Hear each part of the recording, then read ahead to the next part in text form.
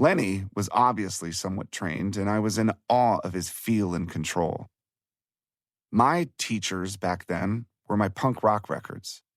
Fast, dissonant, screaming slabs of noisy vinyl, with drummers who most would not consider traditional.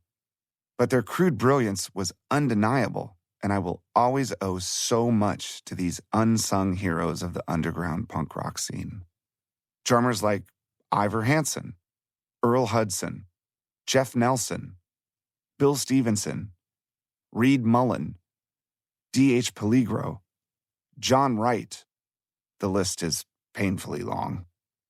To this day, you can hear echoes of their work in mine, with their indelible impression making its way into tunes like Song for the Dead by Queens of the Stone Age, Monkey Wrench by Foo Fighters, or even Nirvana's Smells Like Teen Spirit, just to name a few.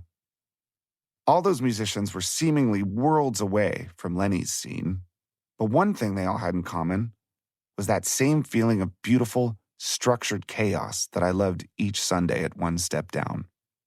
And that's what I strove to achieve.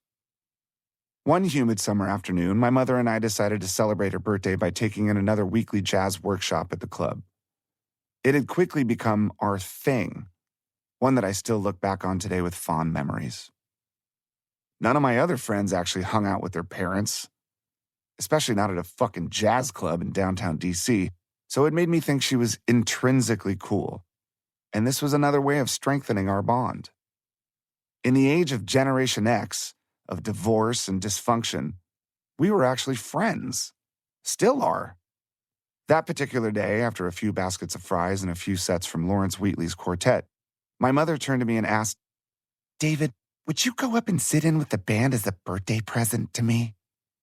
Now, I don't remember exactly what my initial response was, but I'm pretty sure it was something along the lines of, "Are you out of your fucking mind? I mean, I'd only been playing the drums, pillows, for a few years. And having learned from the old scratch punk rock records in my collection, I wasn't anywhere near ready to step up and play jazz with these badasses. This was a fantastically unimaginable request. This was being thrown to the lions. This was a disaster waiting to happen. But this was also my mom, and she'd been cool enough to bring me here in the first place. So, reluctantly, I agreed to do it and slowly got up from our little table, weaving through the packed room of jazz enthusiasts to the coffee-stained sign-up sheet next to the stage. It had 2 columns, name and instrument.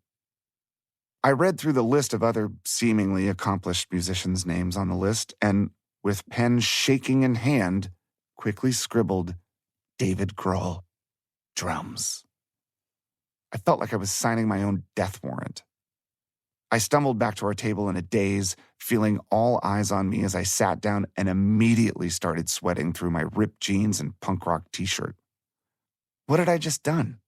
Nothing good could come from this.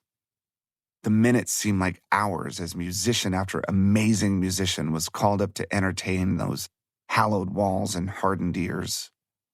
Every one of them could hang with those jazz cats just fine. I became less and less confident with each moment. My stomach was in knots, my palms sweating, my heart racing, as I sat and tried my best to follow the band's mind-bending time signatures, wondering how on earth I could possibly keep up with the skill of these incredible instrumentalists who grace this stage every week. Please don't let me be next, I thought. Please, God. Before long, Lawrence Wheatley's deep baritone drawl came booming over the PA speakers and announced the dreaded words that still haunt me to this day. "Ladies and gentlemen, please welcome, on the drums, David Grohl." I tentatively stood up to a smattering of applause, which quickly dissipated once the people saw that I was clearly not a seasoned jazz legend, but rather a skinny suburban punk with funny hair, dirty Converse chucks, and a t-shirt that read, "Killing Joke." The horror in the band's faces as I walked to the stage made it look as if the Grim Reaper himself were approaching. I stepped on stage. The great Lenny Robinson handed me his sticks as I reluctantly sat on his throne. And for the first time, I saw the room from his perspective.